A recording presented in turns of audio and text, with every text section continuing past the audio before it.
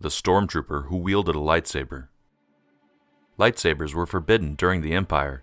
They were the weapon of the Jedi, and as such, were contraband. So how did this particular Stormtrooper manage to find one?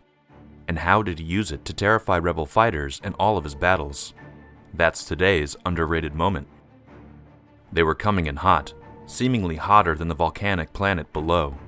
As the troopers readied for an uncertain landing onto the ghost moon, their sergeant became reflective.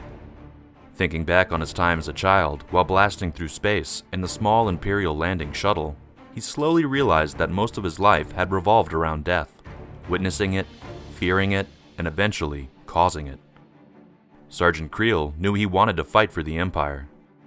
As his troops filed out of the ship and into the desolate planet, they noted that, although surrounded by the constant movement of lava, rocks, and debris, no one was around. The rebels were hiding in a place where there was nowhere to hide. It was an ambush. The stormtroopers began to spread out across the citadel, framed by the deep, deadly red of the omnipresent lava. These were no ordinary stormtroopers. Known as Scars, they were the elite fighting corps, equipped with upgraded firepower, jetpacks, and a violent sergeant. Indeed, Creel's fighting skills had been honed long before he was even aware of the Empire. A regular in the fighting pits from a young age, the now Imperial leader had nothing, so he fought to survive any way he could, picking up many different fighting skills and styles to adapt to the many types of enemy he faced. His lifelong training would pay off when it came time to service the Empire, quickly working his way up to the ranks of sergeant. However, he would also pick up a new weapon, one that no other stormtrooper had in their arsenal. Those troopers, along with the help of Creel, had now smoked out the soon-to-be ambushing rebels, stowed away in a high-rise skyscraper. What followed was an excessive, bloody attack by the task force, picking off each soldier personally. As more rebels started to come out of the proverbial woodwork and open mass fire on the squad, Creel pondered further about his past. To him, and to many other misguided souls across the galaxy, the Empire was a way out, promising new life and a better world. And of course, he faced loss within these formative years at the Imperial Academy. What the Empire took away from the rebels, so did the rebels take from the Empire. It was an ugly war, and with the wrong ideas in the wrong minds, an increasingly dangerous one. Creel's determination and violent nature undoubtedly sent him to the top of the Empire's ranks very quickly, going on to be a direct aide to the Emperor's right-hand man and most feared Imperial enforcer in the galaxy, Darth Vader. However, with this came more responsibility than he was initially accustomed to. Creel had to adapt to undertaking undercover missions for the Sith Lord, which were more often than not unofficial.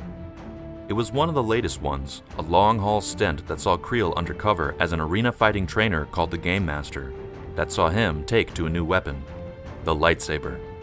The arena on the smuggler planet of Nar Shaddaa was owned by crime lord Gracchus the Hutt, an avid collector of Jedi artifacts. One of these pieces, the lightsaber of a long-deceased Jedi, became Creel's signature weapon, which he eventually used against the Hutt when his cover was blown.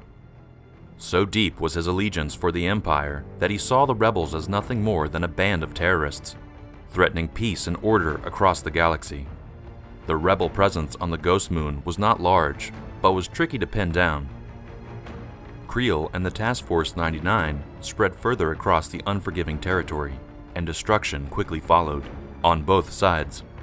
The rebels had cleverly utilized this barren space, using the sparse emptiness to great effect for surprise attacks. But the task force never let up their search and evisceration of any enemy in their path, which meant that Creel's lightsaber would need to make an appearance. This would have been normal enough for the squad if they had known that their sergeant wielded such a mysterious and powerful weapon.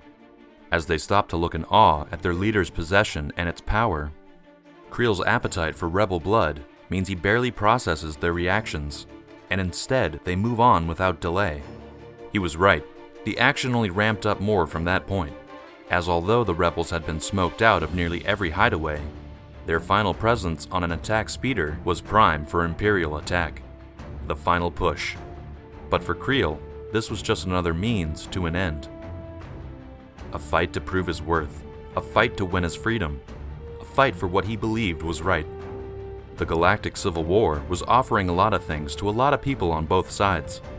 Creel's past could have been likened to that of Luke Skywalker's, in a sense that it was a way off his dead-end world and a reason to fight for something meaningful. While this would aid the Rebel Alliance in winning some of its biggest battles, Creel was doing the same for the other side. Which would come out on top would remain to be seen.